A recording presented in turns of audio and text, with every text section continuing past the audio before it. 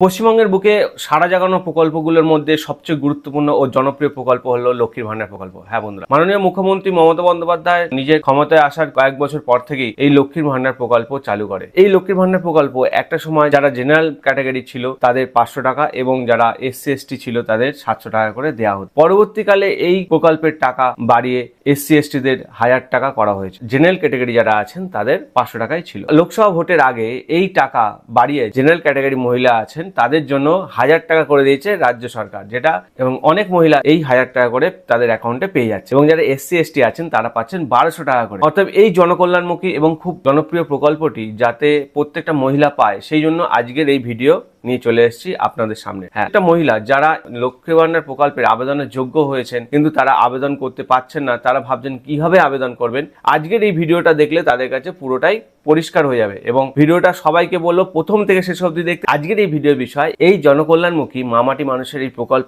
লক্ষ্মীর ভান্ডারে অ্যাপ্লাই করতে গেলে বা আবেদন করতে গেলে কি কি যোগ্যতা লাগবে, এরপরে জানবো এই প্রকল্পে আবেদন করতে গেলে কি কি ডকুমেন্ট লাগবে, এছাড়া কিভাবে আপনারা এই প্রকল্পে আবেদন করতে পারবেন। নমস্কার, আমি চিরঞ্জিত মাইতি, আপনারা দেখছেন শ্রীহরি ডিজিটাল, যেখানে বিভিন্ন ধরনের সরকারি ডকুমেন্টের আপডেট, সরকারি যোজনার আপডেট, এছাড়া ফাইন্যান্স রিলেটেড যেমন পোস্ট অফিসে কোন স্কিমে আপনারা কত টাকা রিটার্ন পাবেন, সুকন্যা সমৃদ্ধি যোজনা কি কি সুবিধা পেতে পারেন, কোন ক্রেডিট কার্ড নিলে আপনাদের সুবিধা হবে, সমস্ত বিষয়ে ডিটেলসে ভিডিও দেওয়া হয় এই চ্যানেলে যারা নতুন আছেন অবশ্যই চ্যানেলটাকে সাবস্ক্রাইব করে রাখবেন। চলুন এবার মূল বিষয়ে আসা যায়। প্রথমেই জেনে নেব এই প্রকল্পে আবেদন করতে গেলে কি কি যোগ্যতা লাগবে। প্রথমত বলে দিই, এই প্রকল্পে আবেদন করতে পারবে শুধুমাত্র বাড়ির মহিলারা। হ্যাঁ, বয়স সীমা কি লাগবে? বয়স সীমা 25 থেকে 60 বছর বয়সের মধ্যে হতে হবে বয়স সীমা। এবার ধরুন কোনো বাড়ির মেয়ের বয়স যদি 25+ হয় তখন সে কিন্তু বিয়ের আগেই লক্ষ্মী ভান্ডার প্রকল্পের জন্য অ্যাপ্লাই করতে পারবে। কোনো মহিলা যদি সরকারি কর্মচারী হয় তারা কিন্তু লক্ষ্মী ভান্ডার প্রকল্প পাবে না এবং তারা অ্যাপ্লাই করতেও যাবেন না। পরবর্তী পয়েন্ট, ওই মহিলার নামে কিন্তু স্বাস্থ্যসাথী কার্ড থাকতে হবে, অথবা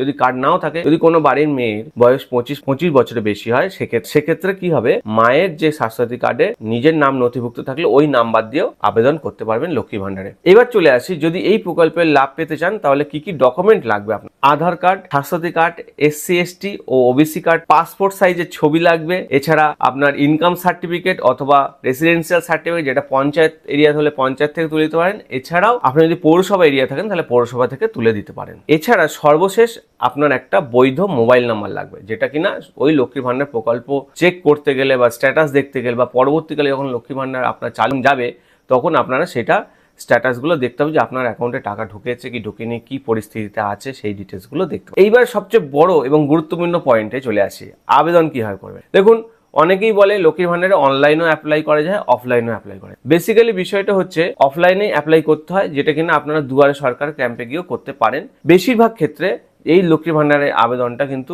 দুয়ারে সরকারেই খুব বেশি পরিমাণেই হচ্ছে। এই জুলাই মাসে দ্বিতীয় সপ্তাহে দুয়ারে সরকার ক্যাম্প আবার চালু হতে চলেছে, তাই আপনারা এই প্রয়োজনীয় যে নথিগুলো সেগুলো জোগাড় করুন। সেগুলো জোগাড় করে তার জেরক্স কপি নিয়ে আপনারা এই দুয়ারে সরকার ক্যাম্পে গিয়ে ওখান থেকেই ফর্ম তুলে জমা দিতে পারেন। এছাড়াও আপনারা অনলাইন বা বিভিন্ন ধরনের সাইবার ক্যাফেতে গিয়ে এখান থেকে লক্ষ্মী ভান্ডারে অনলাইন ফর্ম পাওয়া যায়, সেখান থেকে পিডিএফ কপি ডাউনলোড করে সেটাকে পূরণ করে প্রয়োজনীয় নথিপত্র নিয়ে বিডিও অফিস বা আপনাদের লোকাল যে পঞ্চায়েত অফিস আছে সেখান থেকে কথা বলতে পারেন এবং সেখান থেকে আপনারা এর সুবিধাটা চালু করতে পারেন। আশা করি আপনাদের ভিডিওটা ভালো লেগেছে। ভিডিওটা যদি ভালো লাগে ভিডিওটাকে অবশ্যই লাইক করবেন, চ্যানেলটাকে সাবস্ক্রাইব করবেন। এটার প্রচুর তথ্য আসবে। আমি বলবো বাংলার ঘরে ঘরে প্রত্যেকটা মানুষ বিভিন্ন সরকারি প্রকল্পের যে সুবিধাগুলো আছে প্রত্যেক মানুষ পায়, কেননা সত্যি কথা সরকার আমাদের টাকা নেই আমাদের দিচ্ছে। এক্ষেত্রে আমাদের চ্যানেলের উদ্দেশ্যই হলো সাধারণ মানুষ এই সুবিধাগুলো বা এই লাভগুলো যাতে সহজে পায় সেটারই একটা প্রচেষ্টা। আমি বলবো আপনারাও আমাদের চ্যানেলের সঙ্গে থাকুন, এই ভিডিওটা সবার মাধ্যমে শেয়ার করুন এবং এই চ্যানেলের পাশে থেকে আপনারাও আমাদের এগিয়ে যেতে সাহায্য করুন। সবাই ভালো থাকবেন, সুস্থ থাকবেন, টাটা।